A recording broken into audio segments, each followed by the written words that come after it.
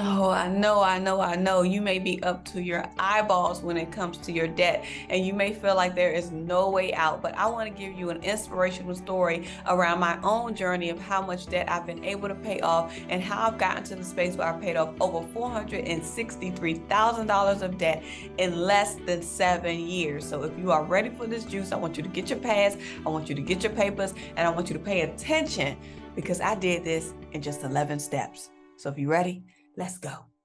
The Debt Demolisher TV with Sophia Melone. Hi everyone, it's Sophia Melonē, the Debt Demolisher, here to bring you the tools, tips, and tricks to help you manage your financial baggage the right way. What an honor and privilege it is to be before you all for yet another episode drop here on the Debt Demolisher TV, where today I'm going to be sharing with you my own personal debt freedom journey, and most importantly, how I got to the point where I was able to pay off over $463,000 of debt in less than 7 years in just 11 simple steps. Now, I know you may be saying, like, how in the world were you able to do that? What did you do? Don't worry, that's what we're going to get into it. So if you want to start with step one, let me break it down. The first thing that I had to do was I had to get the knowledge that I did not know.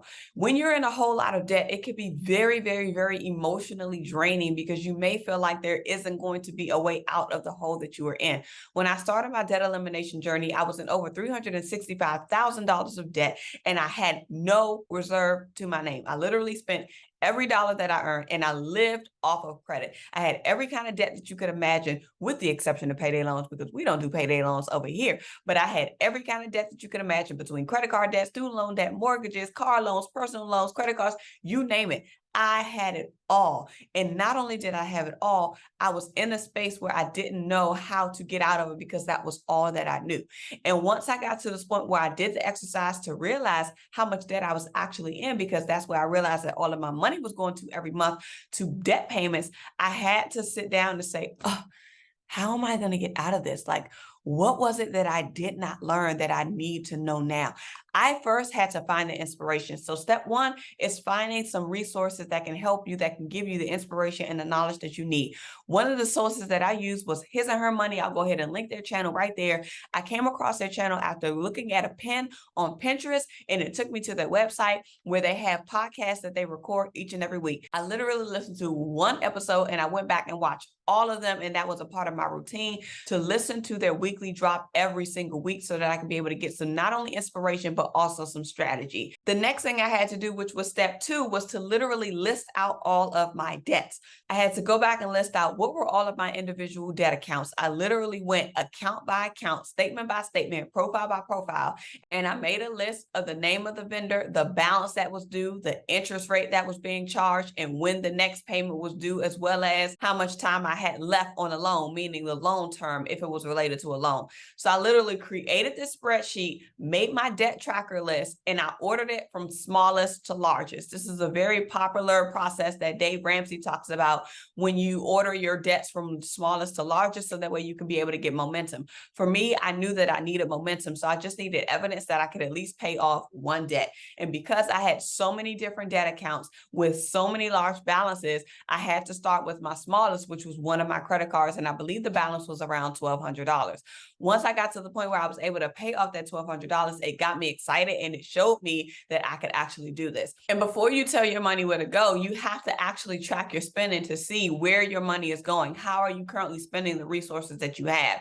So that is step three. Understand your spending patterns. When you are going through the space of trying to eliminate debt, you got to know where your money is going. And then you can go to step four to actually tell your money where to go. Literally putting yourself on a strict budget. You have to tell your money where to go consistently. You can't be dibbling and dabbling and trying to manage your money out of your head. You need to do it on paper, do it on a spreadsheet, do it inside of a budgeting app, do it inside of some type of automated system. But nonetheless, you have to tell your money where to go consistently.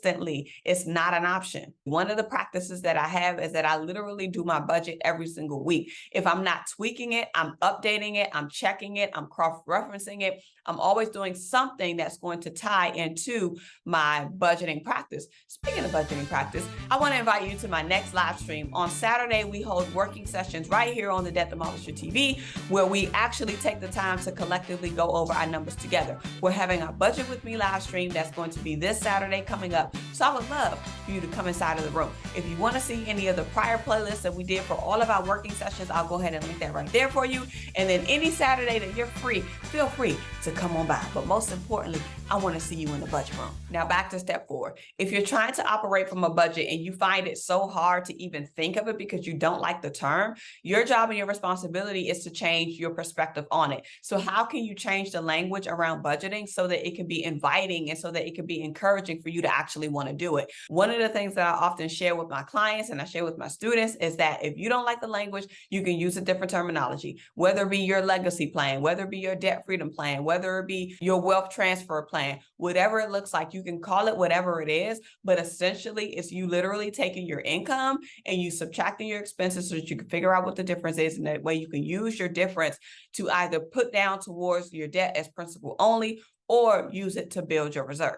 Step 5, I had to change the way I was utilizing my credit cards because I was so reliant upon credit cards because that was all that I knew. I mean, I was spending $3,000 and $4,000 and $5,000 sometimes on credit card charges. So I had to redesign my plan and how I use my credit card. So now the only time that I use my credit card is if I know that I have the financial resources to be able to pay that credit card off in full. And I still do this in moderation so that I'm not overcharging. So what does that look like? That means any charges that I put on my credit card, they have to be incorporated inside of my budget. And if it's not inside of my budget, then I have to have another pot of means to be able to cover that expense. So when you are going through a debt elimination journey, you want to take your credit cards off the table if you have not built the financial discipline to be able to monitor and limit your use of credit card usage. So you need to get your credit card game, get your credit card usage under control. If you can stop using it altogether, stop using it altogether. Step 6, we all know when you're on a debt elimination journey, you're gonna have to find ways to increase your income.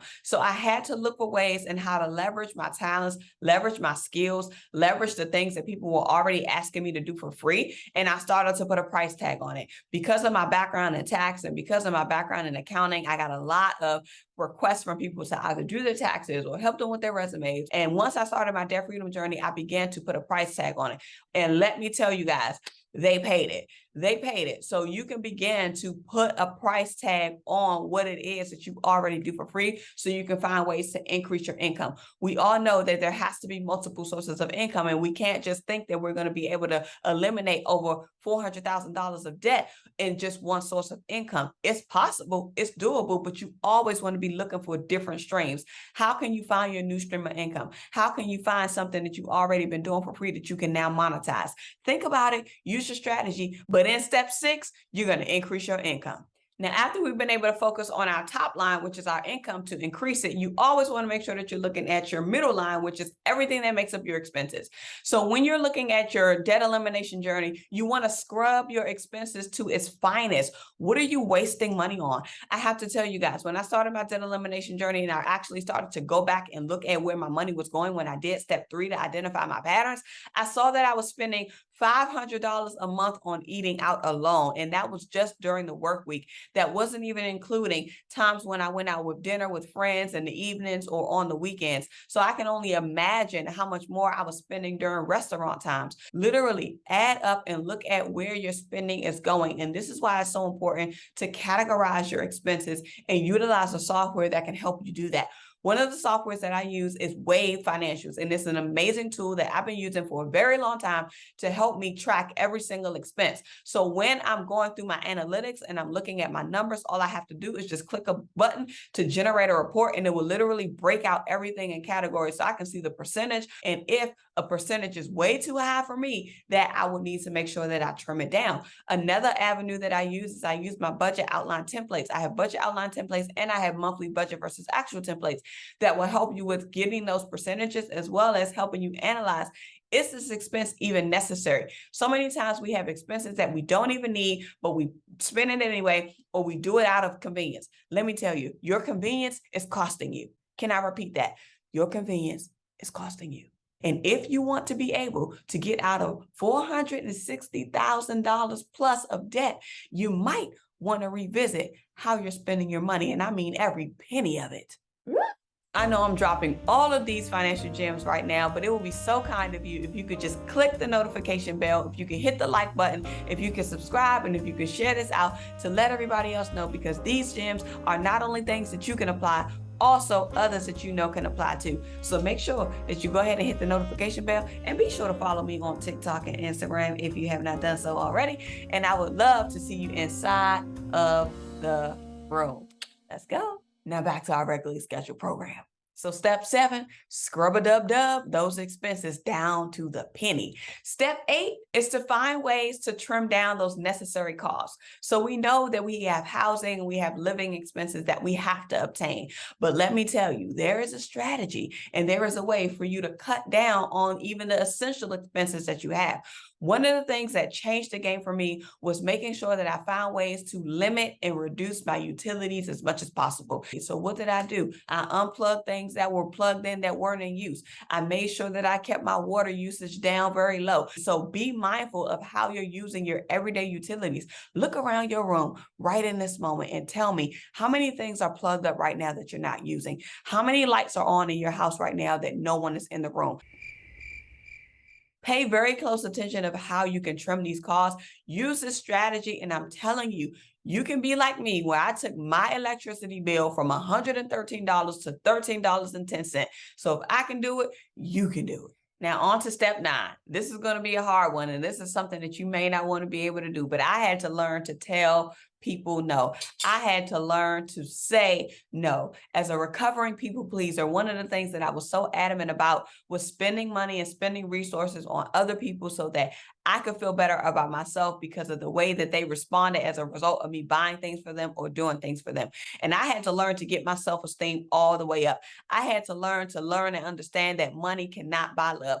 I had to learn that I had to love me first. And with that, I had to say no to everybody else's requests. So if you want to be able to repurpose your money, tell your money where to go, be mindful of how you're utilizing your money, you have to be willing to tell people no. You have to learn to tell yourself no. You have to learn to sacrifice. When you have that urge, tell yourself no. When you get that invitation, tell yourself no. You have to weigh what's more important to you right now. Do you want to be able to get out of this debt that you're in, or do you want to continue to still do whatever it is that you want to do and allow your debt balance to continue to grow larger and larger?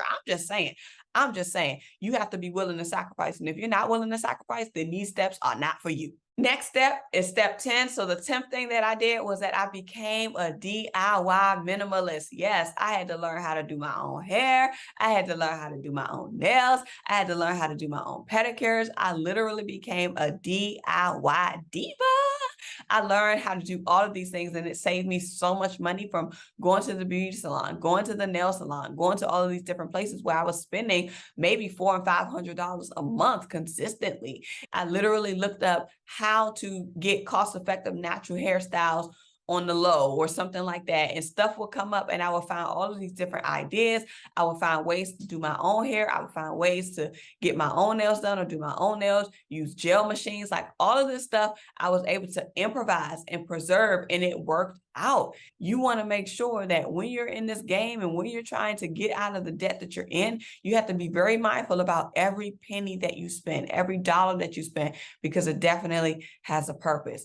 And then last but not least, the last thing that I did to help me demolish over $463,000 of debt in 80 months, so that is less than 7 years, I had to pay my tithes. Because what tithing did for me, it taught me discipline. It taught me if I can't set this aside, then how can I manage the 90%?